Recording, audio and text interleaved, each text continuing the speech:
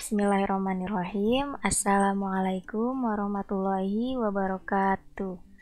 Apa kabar anak-anak? Semoga kita semua selalu diberikan kesehatan oleh Allah Subhanahu wa taala ya. Kembali lagi kita di pelajaran pendidikan agama Islam. Nah, kali ini kita akan membahas tentang hidup tenang dengan kejujuran, amanah, dan istiqomah. Kalau kalian ada bukunya dan kalau bukunya sama kayak yang ibu pegang, kalian bisa buka halaman 18, atau kalau bukunya beda kalian tinggal cari aja bab 2 tentang hidup tenang dengan kejujuran, amanah, dan istiqomah. Kita mulai ya. Yang pertama kita akan bahas tentang jujur. Nah, di video ini sudah ibu bikin poin-poin atau sudah ibu rangkum dari yang ada di buku ya. Jujur adalah kesesuaian sikap antara perkataan dan perbuatan yang sebenarnya. Jadi kalau jujur itu antara perkataan dan perbuatan itu sinkron, yang sebenarnya gitu ya. Itu namanya jujur, sesuai antara sikap dan sesuai antara perkataan dan perbuatan. Poin yang kedua, jujur berarti melakukan sesuatu sesuai dengan hati nurani. Biasanya hati nurani ini menyuruh kita untuk berbuat baik gitu. Jadi kalau misalkan kita melakukan sesuatu sesuai dengan hati nurani, itu namanya kita jujur. Tapi kalau misalkan kita berbuat sesuatu tidak sesuai dengan hati nurani, itu kita tidak jujur. Poin yang ketiga, lawan dari jujur adalah dusta atau bohong, yaitu mengatakan sesuatu yang tidak sesuai dengan kenyataan. Kalau tadi kan jujur itu sesuai ya, antara perkataan dan perbuatan atau sesuai dengan kenyataan. Nah, lawannya dari jujur ini adalah bohong, yaitu tidak sesuai dengan kenyataan. Perkataan kita tidak sesuai dengan kenyataan gitu ya. Itu namanya bohong. Poin selanjutnya, kejujuran membuat kita dipercaya oleh orang lain. Kalau kita menjadi orang yang jujur, secara otomatis kita akan dipercaya oleh orang lain. Kalian juga pasti kalau ada teman yang jujur, kita juga percaya ya sama teman yang jujur itu. Nah, sebaliknya kalau misalkan kita sering bohong, maka orang lain itu tidak akan percaya kepada kita. Kita juga sama, kalau ada orang yang sering bohong, kita kan jadi nggak percaya ya sama dia. Nah, seperti itu. Poin selanjutnya, mengatakan yang benar itu benar dan yang salah itu salah. Nah, ini termasuk jujur. Jadi misalkan ada suatu kejadian, kalian tahu kebenarannya. Nah, itu kalian harus mengatakan yang sebenarnya ya. Terus kalau misalkan ada orang yang berbuat salah, ya harus bilang itu salah gitu. Jangan dibenar-benarkan. Nah, itu namanya jujur.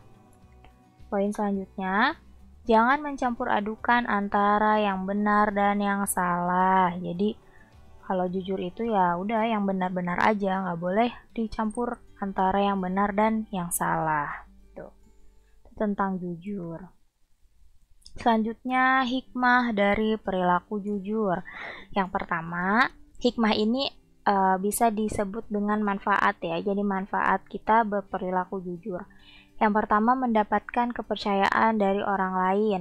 Seperti yang ibu tadi jelaskan, kalau misalkan kita menjadi orang yang jujur, pasti banyak orang yang akan percaya kepada kita. Yang kedua, mendapatkan banyak teman.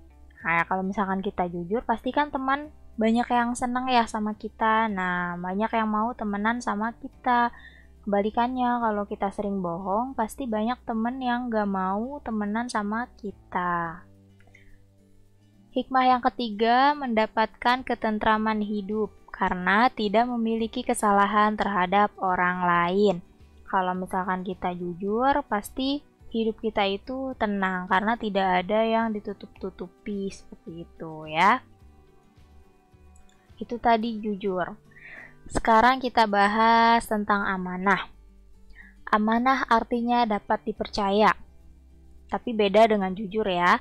Kalau amanah ini maksudnya dapat dipercaya, kita ini bisa dipercaya oleh orang lain untuk melakukan sesuatu atau dititipkan sesuatu gitu, itu namanya amanah. Amanah dapat disebut juga dengan bertanggung jawab.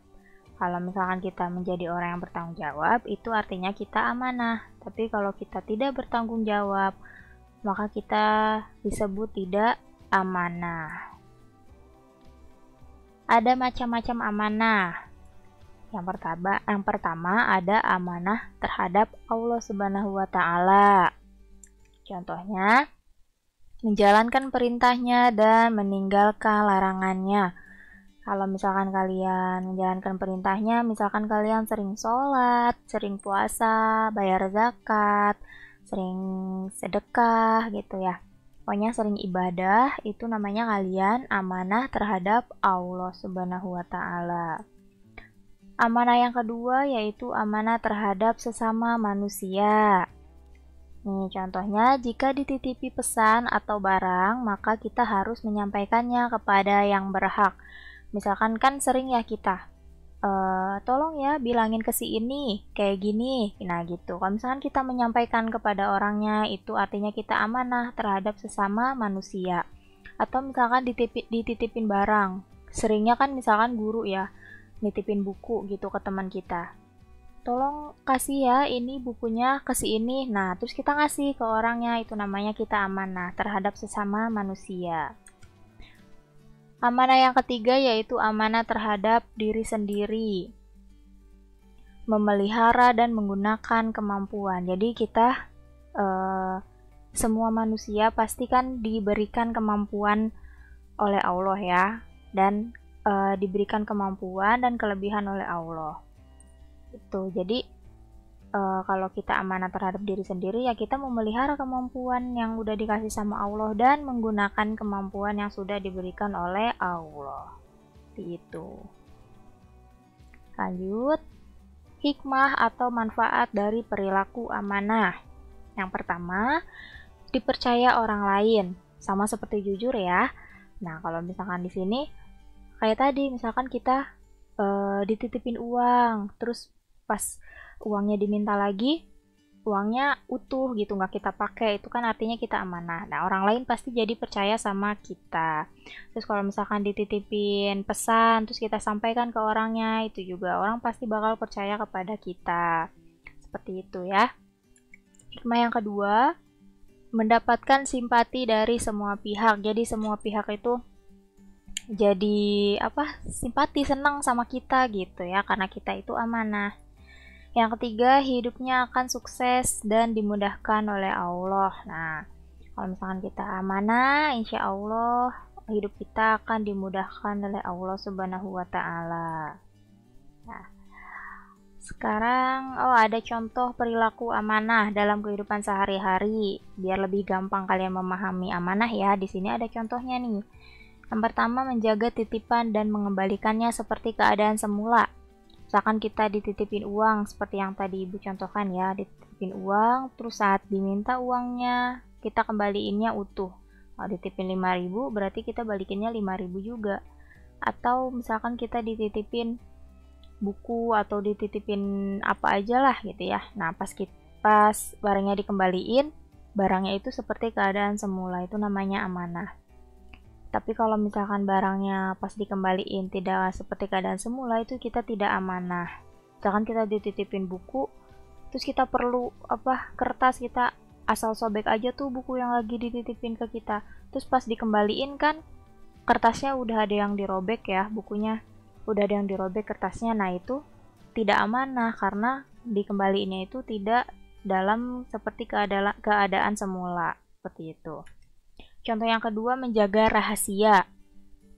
Ibu yakin semua orang itu pasti punya rahasia, dan namanya juga rahasia ya, pasti kan gak mau diketahui oleh orang lain. Nah, kadang kan kita punya rahasia tapi kita tuh pengen cerita gitu ke teman deket kita misalkan. Terus kita cerita. Nah, misalkan ada teman yang menceritakan rahasianya ke kita, ya kita harus menjaga rahasianya teman kita itu, jangan dibocorin kemana-mana ya. Nah, itu namanya amanah. Tapi kalau misalkan ada teman kita yang cerita tentang rahasianya, terus kita ngomong ke orang-orang, nah itu namanya bukan amanah. Jadi harus menjaga rahasia.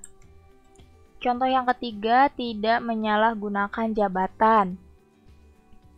Ya, contoh yang gampang lah, di sekolah, di kelas, kan ada yang namanya ketua kelas, ada yang namanya wakil ketua kelas, ada yang namanya bendahara, ada yang namanya sekretaris ya. Nah, itu kan namanya jabatan ya. Nah, di situ kalau misalkan kita diamanahkan mendapatkan jabatan di kelas, ya kita tidak boleh menyalahgunakan jabatan. Misalkan kita terpilih menjadi ketua kelas, terus mentang-mentang kita jadi ketua kelas, kita jadi seenaknya gitu, menyalahgunakan jabatan, mentang-mentang jadi ketua kelas, terus kita sering nyuruh-nyuruh teman kita gitu. Nah, itu nggak boleh ya. Terus misalkan kita dipilih jadi bendahara, mentang-mentang kita jadi bendahara, terus kita nagihin duit, padahal duit itu buat kita. Nah, itu nggak boleh, itu namanya menyalahgunakan jabatan ya. Amanah yang selanjutnya, memelihara semua nikmat yang telah diberikan oleh Allah Subhanahu wa Ta'ala. Di dalam hidup kita pasti banyak sekali nikmat yang telah diberikan oleh Allah Subhanahu wa Ta'ala. Nah, kita harus memelihara semua yang telah diberikan oleh Allah. Nah, itu namanya amanah ya. Seperti tadi tuh, kayak kita diberikan kelebihan oleh Allah, ya kita pelihara dan kita gunakan kelebihan itu namanya amanah ya. Selanjutnya kita bahas istiqomah. Istiqomah berarti sikap kukuh pada pendirian dan konsekuen dalam tindakan, atau bahasa gampangnya konsisten ya. Konsisten atau apa ya, istiqomah tuh konsisten terus menerus gitu, itu namanya istiqomah. Istiqomah dapat membantu kita untuk membentuk sikap dan perilaku yang sesuai dengan ajaran Islam. Nah, tuh. Hikmah atau manfaat perilaku istiqomah. Yang pertama, akan dijauhkan oleh Allah Subhanahu wa Ta'ala dari rasa takut dan sedih. Kalau kita istiqomah, tadi kan dalam ajaran Islam ya, nah itu akan dijauhkan oleh Allah dari rasa takut dan rasa sedih. Hikmah yang kedua, akan mendapatkan kesuksesan dalam kehidupan di dunia.